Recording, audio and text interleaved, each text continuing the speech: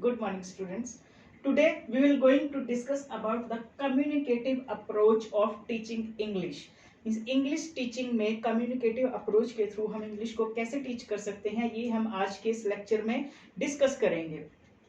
So first of all we will understand the meaning of the communicative approach. Communicative approach में इस दो word से मिलकर बना है, एक कम्युनिकेटिव है और एक अप्रोच है.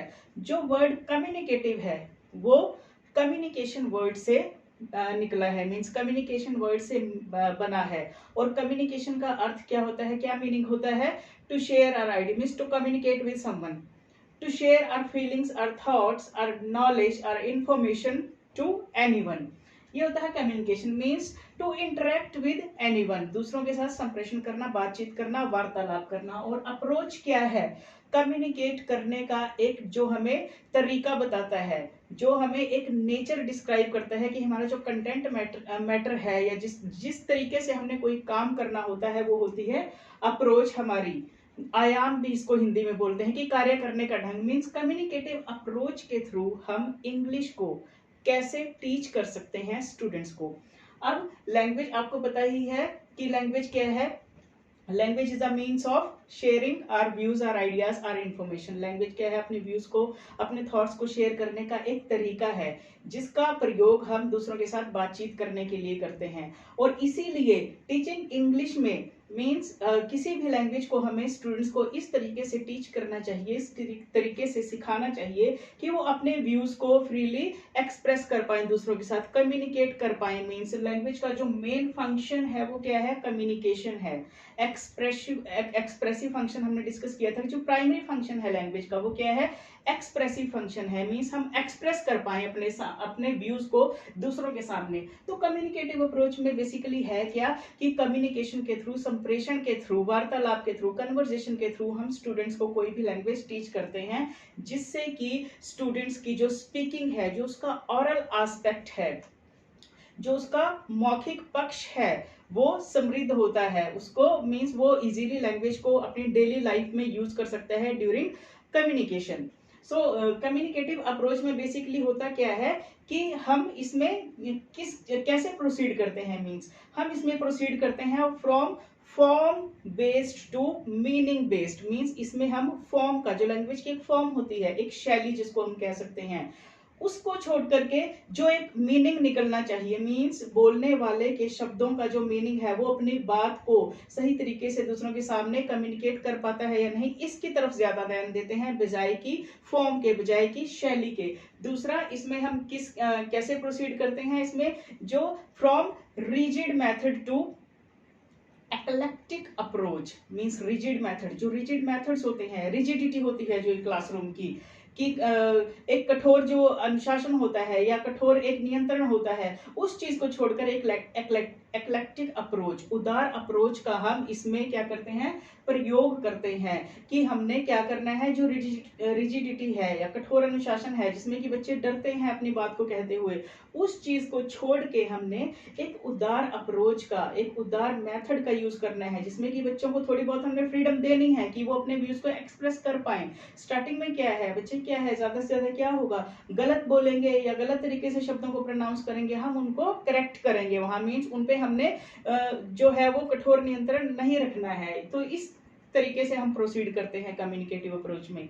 नेक्स्ट क्या है? Teacher centred to learner centred approach है. ये एक मीन इसमें ये क्या है? अध्यापक केंद्रित नहीं है, ये क्या है? छात्र केंद्रित है, विद्यार्थी केंद्रित अप्रोच है. मीन्स इसमें जो सेंटर है, मेन फोकस है वो लर्नर्स पे रहता है, उनके क्या है, लैंग्वेज लर्निंग पे रहता है. जो मेन फोकस है, जो केंद्र है टीचिंग लर्निंग प्रोसेस का, वो इसमें स्टूडेंट्स होते हैं कि हमने स्टूडेंट्स की कम्युनिकेशन एबिलिटी को स्ट्रॉन्ग करना है, उनको लैंग्वेज जो है वो सिखानी है. तो वो मेन फोकस होते हैं इस अप्रोच के अकॉर्डिंग.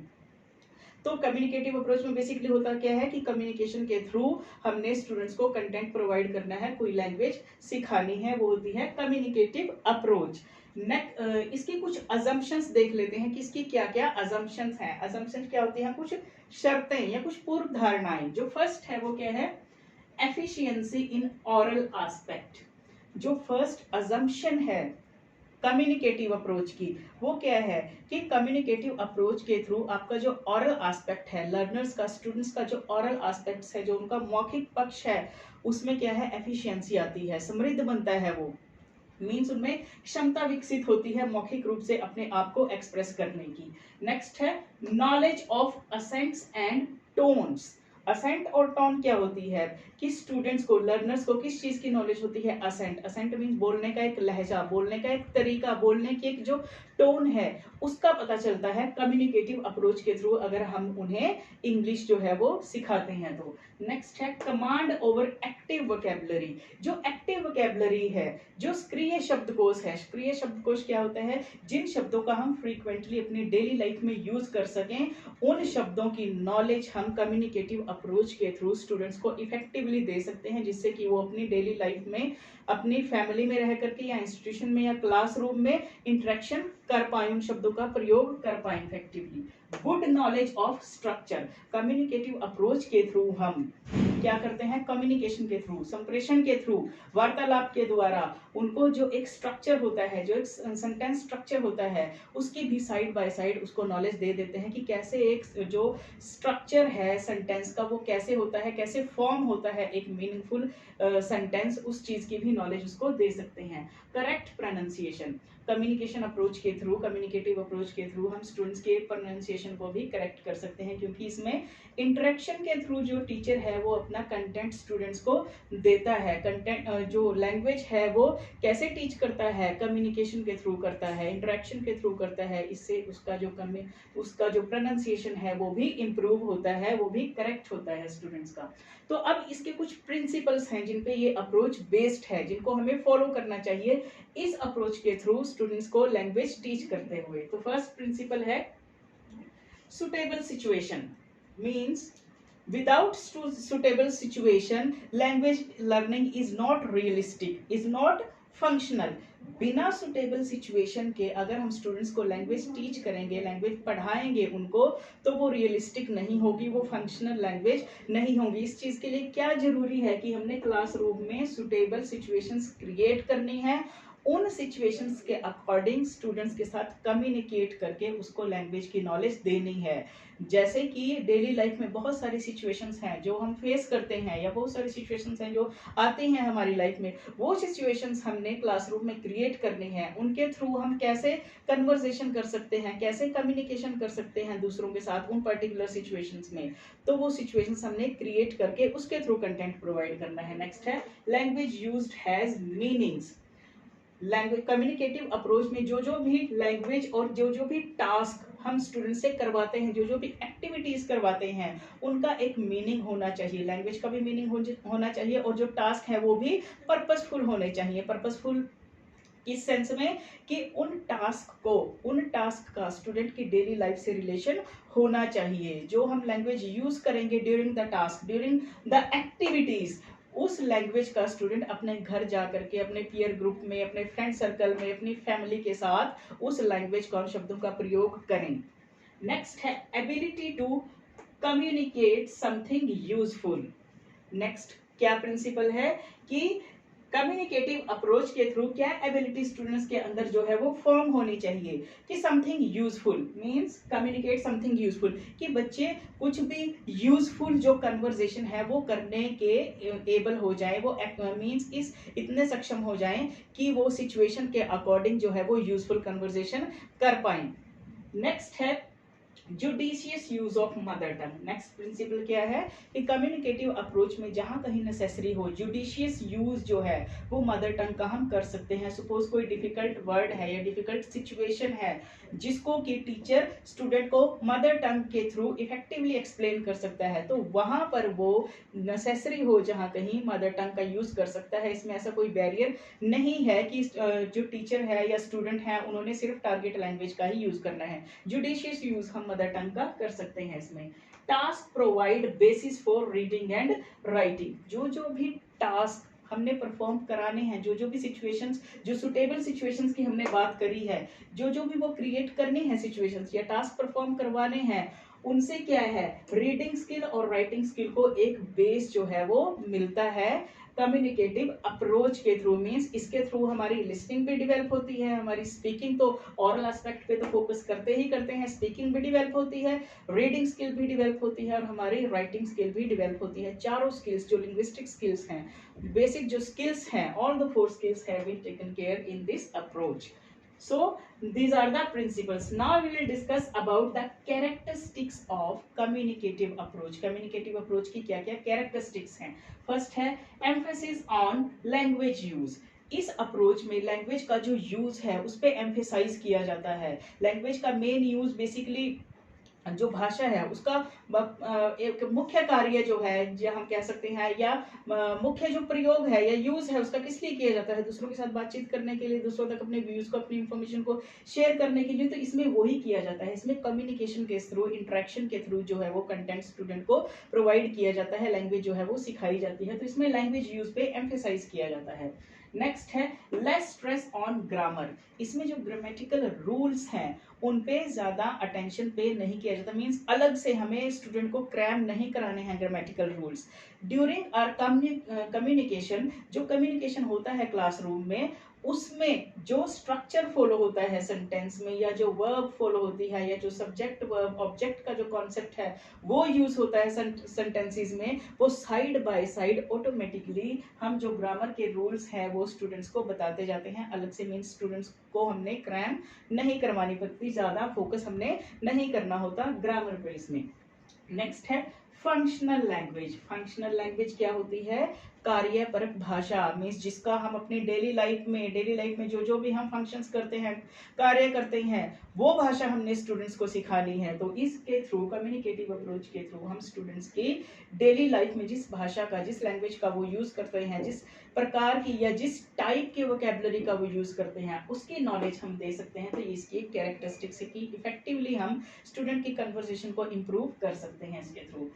Follows psychological maxims. इसमें क्या है नेक्स्ट कैरेक्टरिस्टिक्स इसकी, कि इसमें जो साइकोलॉजिकल मैगजीम्स होती हैं, जो साइकोलॉजिकल प्रिंसिपल्स होते हैं, मनोवैज्ञानिक सिद्धांत जो है, उनको भी फॉलो किया जाता है। जैसे सिंपल टू कॉम्प्लेक्स, मीन्स पहले सरल सरल जो वाक्य है या शब्द है उनकी प्रैक्टिस करवाई जाती है, वो कन्वर्सेशन की जाती है, इजी वोकैबुलरी यूज की जाती है। उसके बाद जो कॉम्प्लेक्स, जो मुश्किल टर्म्स हैं या मुश्किल वोकैबुलरी है, उसके वो हमें कम्युनिकेशन के थ्रू स्टूडेंट्स को प्रोवाइड करनी है। दूसरा क्या प्रिंसिपल फॉलो करते हैं हम, कंक्रीट टू एब्स्ट्रैक्ट। मीन्स पहले जो कंक्रीट चीजें हैं, जो प्रत्यक्ष चीजें हैं, जो प्रत्यक्ष एग्जाम्पल्स हैं, जिनको स्टूडेंट अपने सामने देख सकते हैं प्रत्यक्ष रूप में, उनके बारे में उसको नॉलेज दी जाती है थ्रू कम्युनिकेशन। उसके बाद जो एब्स्ट्रैक्ट चीजें हैं, जो अप्रत्यक्ष चीजें हैं, या जो नियम है या जो लॉजिक है किसी चीज के पीछे, उसके बाद में उनकी नॉलेज उनको दी जाती है। नेक्स्ट है लिंग्विस्टिक स्किल्स।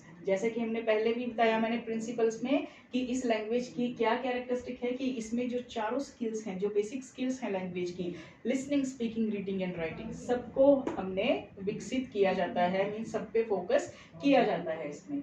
अब देख लेते हैं कि कुछ प्री रिक्विजिट कंडीशंस हैं, इस अप्रोच को यूज करने की कुछ पूर्व अपेक्षाएं हैं। मींस प्री रिक्विजिट कंडीशंस क्या है, कि स्टूडेंट में कुछ जो एबिलिटी है, एक उनमें जो एप्टीट्यूड है, वो एक थोड़ा सा पहले से होना चाहिए इस लैंग्वेज के थ्रू, इस अप्रोच के थ्रू कोई लैंग्वेज सीखने के लिए। वो जो एप्टीट्यूड है जो उनमें पहले से होना चाहिए, ये जो वो कंडीशंस है, ये वो जो बातें हैं जो उनमें पहले से थोड़ी सी होने चाहिए, वो क्या क्या है, प्री रिक्विजिट कंडीशंस क्या क्या है। फर्स्ट है लिंग्विस्टिक कंपेटेंस। कम्युनिकेटिव अप्रोच का जो मेन मोटिव है वो क्या होता है, लर्नर्स को क्या बनाना, कम्युनिकेटिव कंपेटेंस, उनकी कम्युनिकेटिव जो कंपेटेंसी है उसको इंक्रीज करना। इस चीज के लिए स्टूडेंट के अंदर लिंग्विस्टिक कंपेटेंस होनी चाहिए, उनके अंदर जो भाषाई क्षमता है वो पहले से ही थोड़ी बहुत उनकी होनी चाहिए। अगर उनमें उनका जो लिंग्विस्टिक कंपेटेंस है वो उनमें इनबिल्ट होगा पहले से ही, उनका एप्टीट्यूड है जो वो लैंग्वेज के प्रति मीन्स थोड़ा सा भी पॉजिटिव होगा, या वो सीखने के लिए थोड़े से भी सक्षम होंगे या मोटिवेटेड होंगे, तो वो इजीली कम्युनिकेटिव अप्रोच के थ्रू किसी भी लैंग्वेज को, चाहे वो नेटिव लैंग्वेज हो या फॉरेन लैंग्वेज हो या अदर कोई भी लैंग्वेज हो, उसको वो इजीली सीख सकते हैं अगर उनमें लिंग्विस्टिक कंपेटेंस अवेलेबल है, वो एप्टीट्यूड है। नेक्स्ट है different forms of language. Means उनको क्या है, जो लैंग्वेज की एक डिफरेंट फॉर्म्स होती हैं, डिफरेंट फॉर्म्स होती हैं हर एक लैंग्वेज की, मीन्स डिफरेंट फॉर्म्स क्या है, जो डिफरेंट सिचुएशंस हैं उनके अकॉर्डिंग हम अलग अलग तरीके से बातचीत करते हैं। ठीक है, कहीं हंसी मजाक है या हम पीयर ग्रुप में है, वहाँ एक अलग फॉर्म लैंग्वेज की यूज करते हैं हम।